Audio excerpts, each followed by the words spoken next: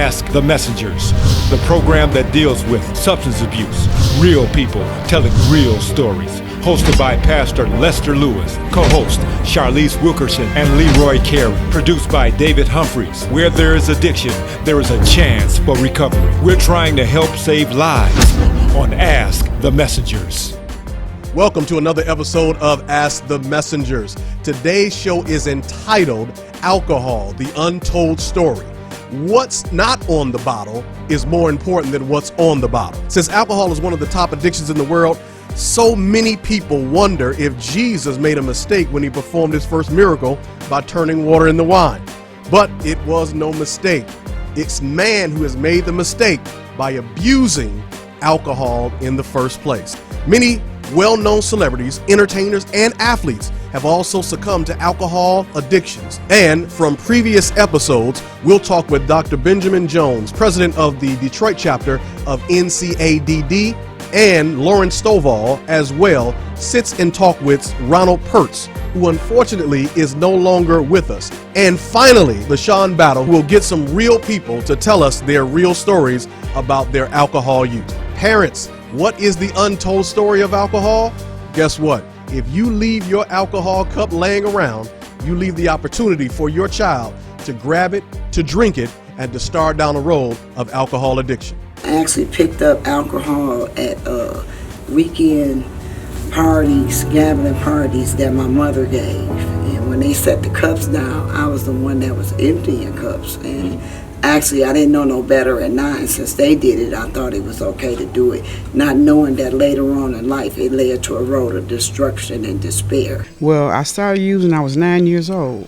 My mom, my biological mom, had just died. And it was like my world just collapsed. So, parents would have the parties, all the drinking going on, and I'm the kid down there in pajamas like you see on TV, sipping out all the cups and giving the adults drinks as well. But while they weren't looking, I was drinking more than they were. And it just continued. Well, we hear the stories. At first it was fun.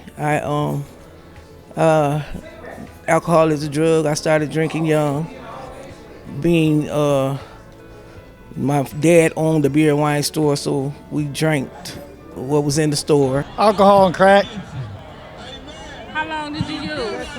Alcohol since I was 13 years old, crack just for maybe a year. What was your drug of choice? Alcohol.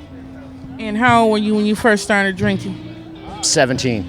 What was your drug of choice? Alcohol and marijuana. And how old were you when you first picked up your very first drug? 11 years old.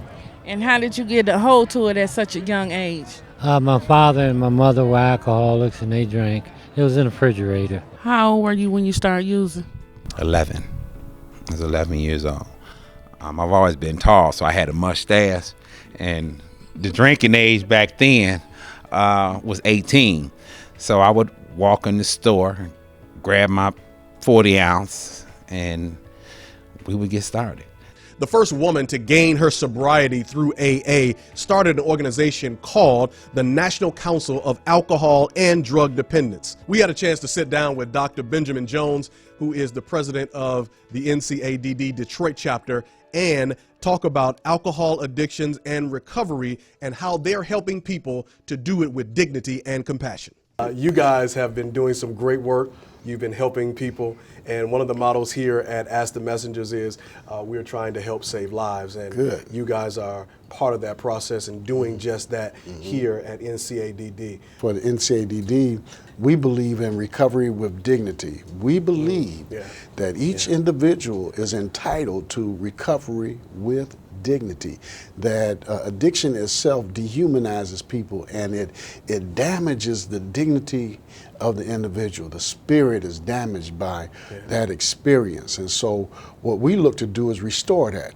By the help of the Almighty, we look to have that dignity restored and the light comes back. And you've seen it, I know. Yes, sir. And that's great. You have shared something that I believe is important, because when you give a person their dignity back, And we hear story after story about some of the undignified things that they did while they were in their substance abuse issues, and to restore that. And the people need to know that your program is one where you're not looking down, but the only reason you're looking down is to give them a hand up, and that helps. And to know that you guys are doing that is absolutely amazing. Well, you said that so well, and I couldn't have said it better myself, that we really do want to give people a hand up. Discrimination and stigma is a real barrier to recovery. And what we seek to do is to reduce stigma, reduce discrimination, or eliminate discrimination, so that people are encouraged to accept help. Yes. Sometimes people won't even accept help, even though they need help, because they don't want to be discriminated against. They don't want to suffer being stigmatized and being labeled as they can be labeled. And so they need a place that's safe. Right. We believe in creating an environment that allows people to change. If we create the right environment, change will happen. Right. And so that's what we want to do. We want staff that appreciates the dignity of the human spirit and knows the value of lifting a person up internally, because that will help them to lift themselves up perpetually. All right. But it's important that people understand that there are people who can't consume alcohol the way other folks consume alcohol, that they have a different impact. It has a different impact on them. Also that we have people who are watching, who are underage, who are not ready to manage the problems associated with alcohol consumption and the other issues that it can create. We talk about alcoholism, that you don't have to drink every day to be alcoholic. You can certainly be alcoholic without drinking every day, and we make sure that people are aware of the symptomatology associated with alcoholism, because that's very, very important. Many celebrities, entertainers, and athletes have fallen victim to alcohol addictions. On today's show, we're going to share with you a few of them and their stories. More than anything, we're also going to show you the results of what alcohol can do. June 9th, 1980, Beverly Hills, California.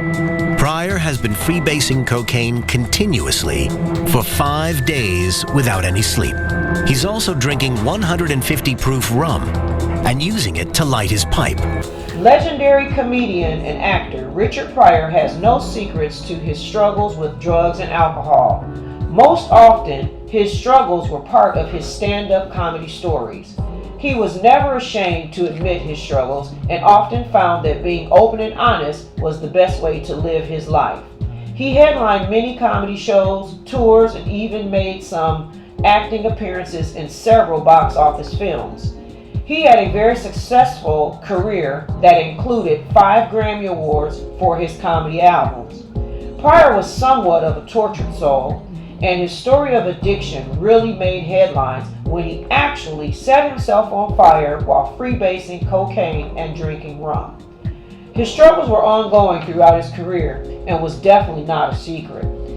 He died on December 10th, 2005 from a heart attack at age 65 from health complications, and the world will never know if he ever recovered from his addictions.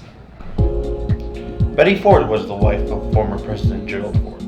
Throughout her life, she was an excessive drinker and battled a prescription pill addiction, especially during her husband's presidential term.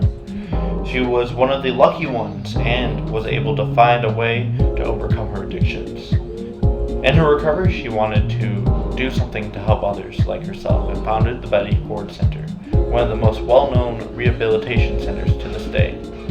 Betty Ford died of natural causes on July 8th, 2011 at the age of 93. When we come back, we'll have more with Dr. Benjamin Jones, Lauren Stovall, and we're going to talk about Jesus and his miracle turning water into wine. We'll have more real stories from real people. Don't go anywhere. Detroiters love Imperial Fresh Markets. You don't have to wait to receive our best deals by mail or handbill anymore. Now get our weekly sales circular early online at ImperialFreshMarkets.com. Don't wait for delivery. Get the circular now at ImperialFreshMarkets.com. Also check the website for special deals throughout the week. Check us out on Instagram too. ImperialFreshMarkets.com, where Detroiters love to shop. Open daily.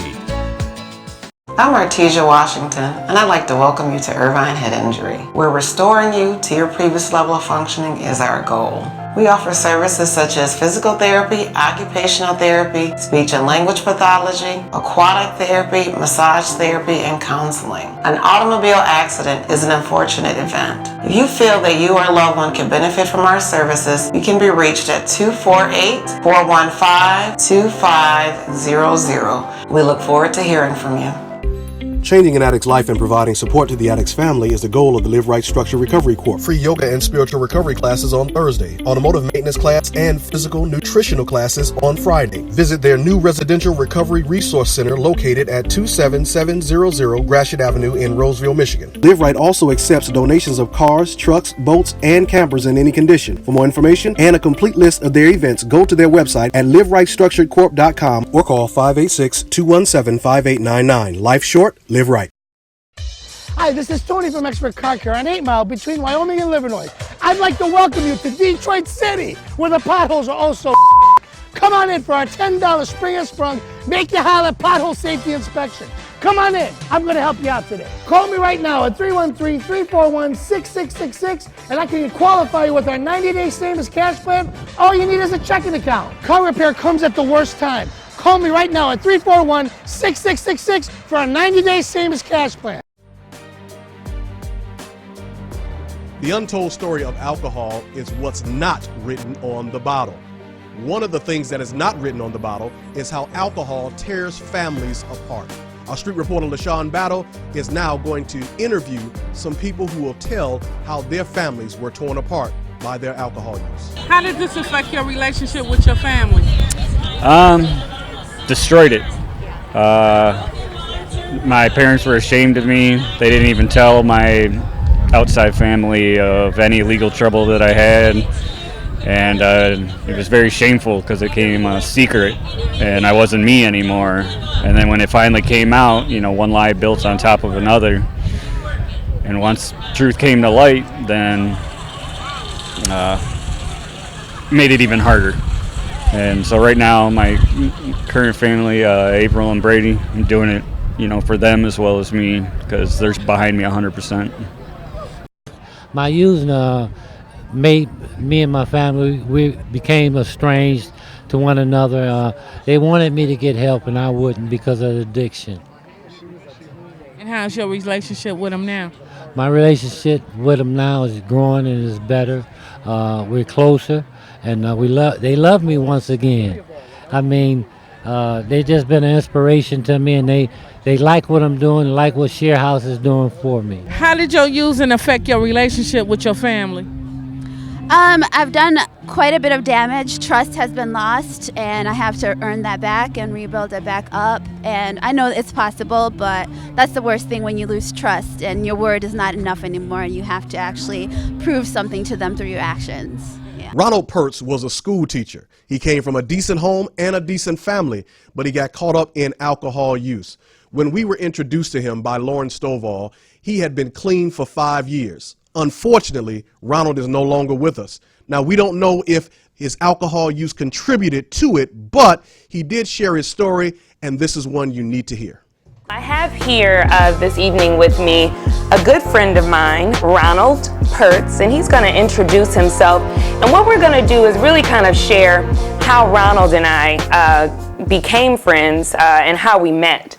So I met Ronald through the Salvation Army. Ronald, how long ago was that? That was 5 years ago that I was into the Salvation Army through a reflection piece of my own. It also was through the court system when I had some difficulty in my household, and I chose, and I'm going to use the word chose, I chose to let the alcohol be my guide as to how I handle things.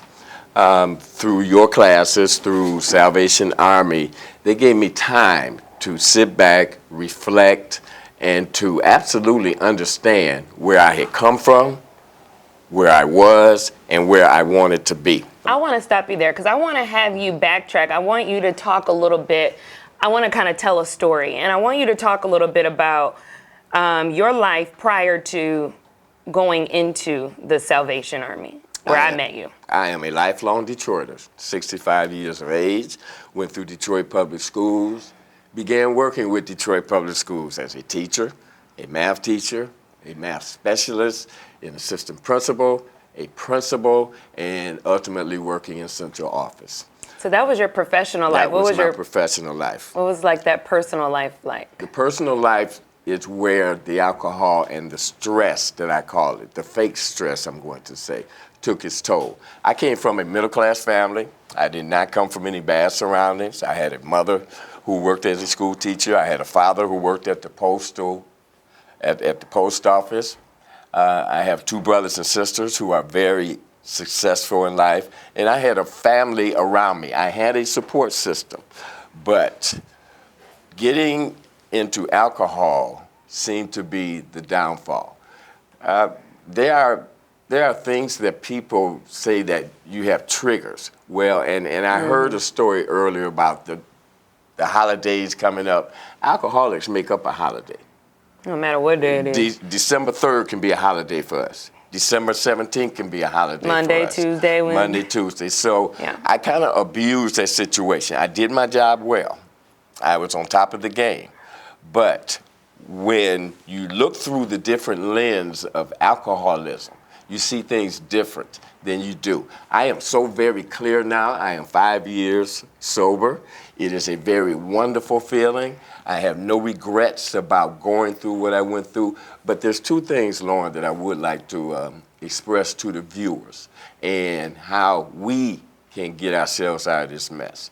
There are two things. One, you either have to see rock bottom or you have to hit rock bottom.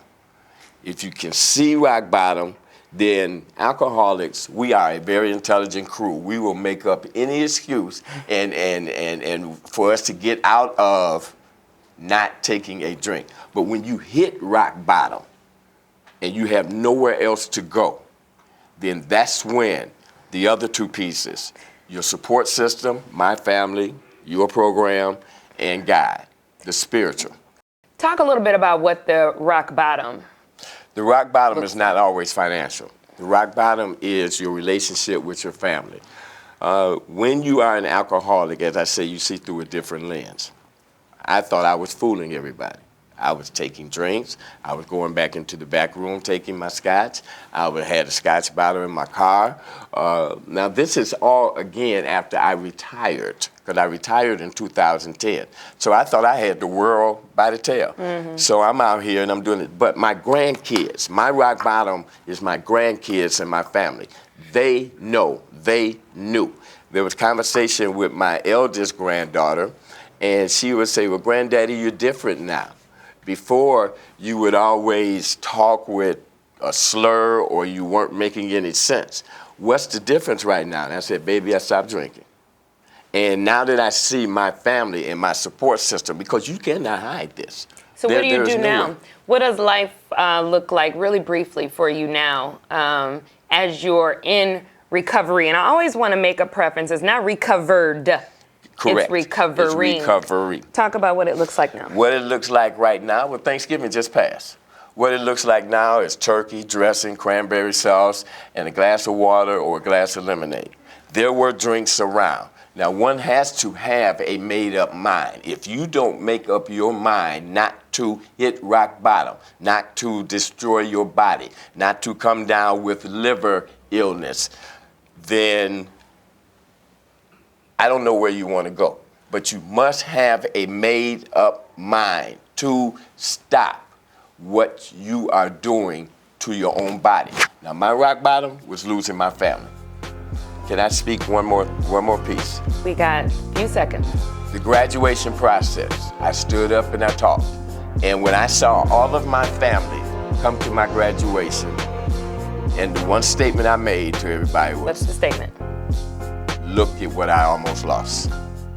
And now more with our interview from Dr. Benjamin Jones, who is the president of NCADD, who provides services in the Detroit community, and they also do things for youth, but also for those who are in need. Here's the interview. Dr. Jones, when we left, you kind of talked about and alluded to the fact that sometimes there are challenges that some people will encounter in getting treatment. They may want treatment, but there's some challenges. Can you talk about some of those challenges? Well, yes, and some of them relate to transportation, motivation. Sometimes motivation is a huge issue, and akin to that is what I was referring to before around the stigma and discrimination. If I have to face those things in order to get help, I've got to be motivated to get by. It may cause me not to want to get help. It may cause me to say, you know what, this is too difficult. But what people find out is that, you know, it's actually too difficult to stay out there in that storm. And it's much better to come in where it's warm. All right. Now, have you, and certainly you in your tenure, have you ever experienced, or has there ever been an instance where you had someone who was resistant to treatment? Lots of times. I mean, most of the time people are resistant to treatment. You know, we used to have a saying that you got to wait for a person to hit bottom. I am of the mind that what we got to do is bring the bottom up to hit the person in the face. So hitting bottom is not necessarily a panacea for recovery. What we really need is for that person to recognize that they are ready for a change. And no matter where that occurs, it can occur well before they hit any kind of bottom. And what we want to do is cause a person to see what is happening in their life. And there's a process called stages of change, and we understand that we can move people along that continuum to where they will accept help. And so that's what we try to do, is to motivate people to accept help, get them to look at their life and understand that it doesn't have to be that way. They can make some serious changes. All right. Stay tuned for more of Ask the Messengers. Detroiters love Imperial Fresh Markets. You don't have to wait to receive our best deals by mail or handbill anymore. Now get our weekly sales circular early online at imperialfreshmarkets.com. Don't wait for delivery. Get the circular now at imperialfreshmarkets.com. Also check the website for special deals throughout the week. Check us out on Instagram too. imperialfreshmarkets.com, where Detroiters love to shop. Open daily. We all know how hard it is to find great deals for insurance. That's why you gotta come and see me, Cousin Alex, located conveniently at 7 Mile and Schaefer. If you do have tickets, you do have accidents, I get it. Come on by my office and let me show you how I can get you that low down payments. So now you know where we at. Now you know who you need to come and see. Cousin Alex got you. Call Cousin Alex at 313-340-4444, and don't forget to tell him Ask the Messenger sent you. Changing an addict's life and providing support to the addict's family is the goal of the Live Right Structured Recovery Corps. Free yoga and spiritual recovery classes on Thursday, automotive maintenance class, and physical nutritional classes on Friday. Visit their new residential recovery resource center located at 27700 Gratiot Avenue in Roseville, Michigan. Live Right also accepts donations of cars, trucks, boats, and campers in any condition. For more information and a complete list of their events, go to their website at liverightstructuredcorp.com or call 586-217-5899. Life short, live right. Hi, my name is Brenda Owens. I work at Greenfield Hair Collections, and I love doing hair. I've been doing it for almost 30 years now, actually. And I do a little bit of everything. This style right here is a pin curl. This is my weekly client, Lenise, short and sassy. She just got a fresh haircut last week. The name of the salon is Greenfield Hair Collections. We're located on Greenfield between Outer Drive and Curtis. I'm on the second level. My name is Brenda. My phone number is 313-729-8194. Give me a call. I love what I do.